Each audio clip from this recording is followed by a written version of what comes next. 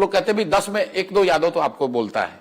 मैं कहता बहुत बड़ी बात है। 20% अगर यादव समाज जन स्वराज को वोट दे रहा है तो 3% वोट हुआ।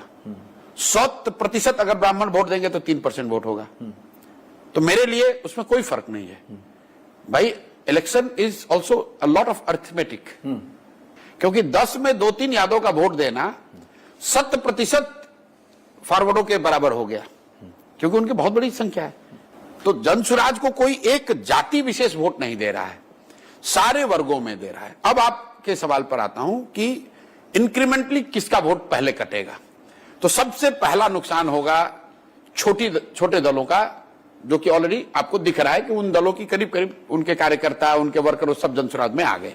उनकी कोई चर्चा नहीं है, बस एक चर्चा है आरजेडी लेड अलायंस, एक चर्चा है बीजेपी जदयू और तीसरा है जन स्वराज। वो ऑलरेडी हो गया। नेक्स्ट जो हिट होगा वो होगा जदयू को। उसके वर्कर, समर्थक, वोटर सबसे बड़ी संख्या में जन स्वराज की ओर आएंगे।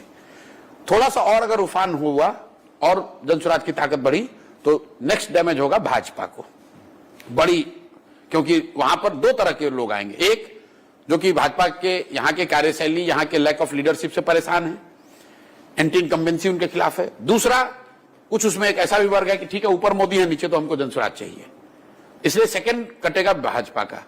और जब ये दोनों कटेगा तो तीसरा जो मुसलमान जो यहाँ 30 वर्ष से लालू जी की बंधुआ मजदूरी कर रहा है, वो जब देखेगा कि इतनी बड़ी संख्या में एनडीए के लोग जा रहे हैं तो वो टूटेगा। इसी ऑर्डर में नुकसान होना है, होगा दोनों को नुकसान।